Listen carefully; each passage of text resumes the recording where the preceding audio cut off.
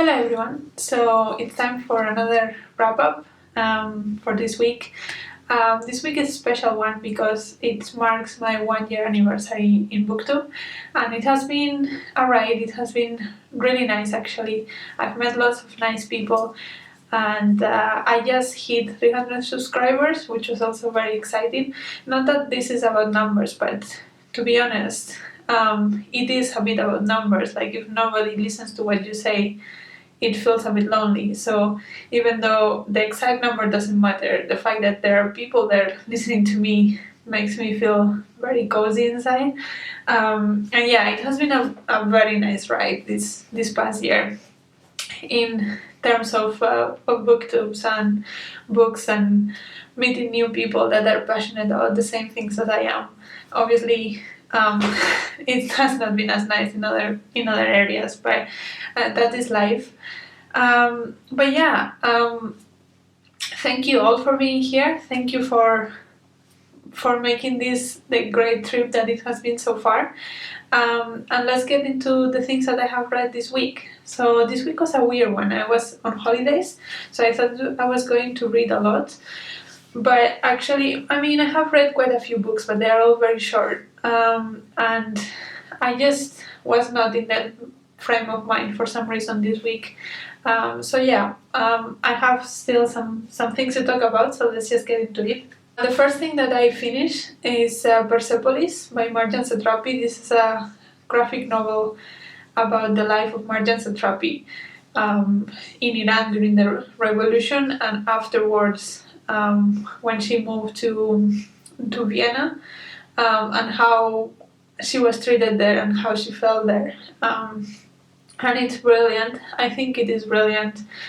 She's able to transmit all of the emotions, both in the sense of the love of her country, but at the same time how many things were wrong with the country, and at the same time like her feelings of being alienated when she was in Europe. And I think it's brilliant. Also, I love the art style. It's black and white, and it's really I think it just makes everything more real.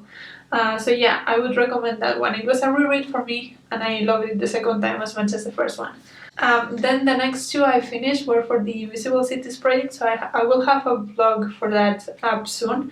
But the first one was Nueve by Gabriela Weiner, which is a Peruvian author, and this one was also I really liked. It's about the author, Gabriela Weiner. It's sort of a memoir, and it's told in 9 chapters, which correspond to the 9 months of her pregnancy. So she talks about the changes in her body and in the baby every month, but she also talks about related experience in her life, about abuse when she was younger, but also about relationships, about moving from Peru to Barcelona, and it's just so interesting, and the way that she tells the story is so new. I've never seen something like that, and I really liked it. It really resonated with me for some reason. And then the other one that I read for Invisible Cities was The Mountains Sing. I'm not going to try to pronounce the name of the author, but I will put it in the screen. And this one is for Vietnam. And this one was less of a success. It was about a family during the Vietnam War, basically. But I think the reason why that didn't connect with me is because it jumps a lot from one time frame to the other. So I kind of lost track of who was who and what were the relationships, and I couldn't fully immerse myself into the story because of all those jumps. So even though there are certain heart-wrenching things that happened during the war, of course, I could not connect to them as much because I found that the characters were not fully fledged, because I couldn't follow them throughout the whole story. So yeah, unfortunately that one didn't work so well for me. And then the last one I finished was another short one, and it's La Guerre du Pauvre by Eric Vuillard, which translates to The War of the Poor. And this one was longlisted for the International Booker Prize, and I have a full review of it that I will link down below, but this one was also a little bit disappointing. It's super short. In French, it's how I read it, it's like 70 pages, and it's about the life of this man in the 15th century in Germany that saw how the reforms in the church happened, and he just felt like the church was trying to change their face, but not the core things that they were doing, and he felt that that was wrong because the church is supposed to be in the side of the poor, but at that time the church was just part of the richer classes. So, and I mean, not that a lot has changed until now. So yeah, that's what the concept of the book is, and I love the concept. I thought that exploring the life of this man was super interesting, but I think that 70 pages were way too little to go in depth into the story and the character of this man. I think that this would work so much better in something epic like the Wolf Hall trilogy or something like that. I would love to see that if anyone is up to write that. But yeah, so I think the concept was great, but I don't think the execution was good enough. I think that the language was beautiful. Maybe because I read it in French, but it sounded quite poetic to me, so I didn't feel like a non-fiction article in that sense. But the core contents was like, yeah, an article that you can read on the internet.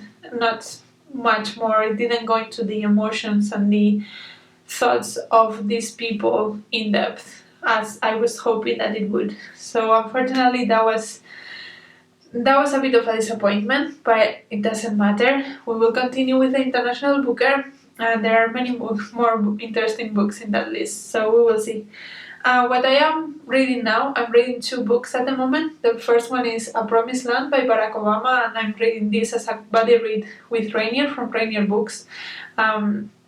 And basically, it's the memoir of Barack Obama when he was president and before he was president. And yeah, this one, I have just finished the first part out of 7, and it focuses a lot on the politics, a lot more than I was expecting. I was expecting, of course, politics, but also about his personal life, but he barely mentioned when his daughters were born and things like that. Which, I mean, it's his choice, it's a valid choice, but because Michelle Obama's memoir went so much into those kind of details, I was kind of hoping for a little bit more of information on that side. But it's much more focused on the politics and the campaigns and the reasoning behind him running for president and things like that, which is fine, and it's written in a way that is very easy to go through, so I'm having no problem with it. But yeah, I wish it was a bit more personal. And the other one I'm reading right now is The First Woman by Jennifer Nansubuga Makumbi, and this one I'm also like 10% into it, so not so far, but so far we're following this very independent woman in a Ugandan community, and she's kind of a special. Everyone says that it's special, and the reason why she's special is because of certain mythological creatures that are living inside her in a way, and we are going to slowly, I think, find out more about that mythology and what that means for this woman, which is also, it's fascinating. I think that African mythology and African literature is so underrated in the bigger spectrum of things in the world, and I'm always happy to read more about these kind of things. So this one is up my street so far. The only thing I will say is that Kintu or Chintu is mentioned, and I have not read Chintu. I mean, Chintu is also like a mythological or like religious person from the Ugandan traditional religions. So it's not like it's this particular character in this book that's it's mentioned, but I feel like maybe knowing the story of Chintu would have helped me to get more out of the story. But so far I'm loving it, so I'm for sure going to read Chintu at some point when it's available in my library, for sure. So yeah, those are the things that I have read or I am currently reading in this week. And next week I think I will try to do some more prize reading. The Jalak shortlist is announced on Tuesday, and the first woman is part of the long list, so I'm hoping it makes the shortlist as well. And I hope I can finish it before Tuesday. I doubt it, but everything is possible. And yeah, I think we will see if I will be able to read the shortlist of the Jalak Prize. It's probably like these prizes are probably going to control my reading for the next few weeks. So I hope you enjoy that anyway. And yeah, I hope you enjoyed this video, and comment down below if you have read any of these books or you have thoughts on any of these books or these prizes. And until next video, bye!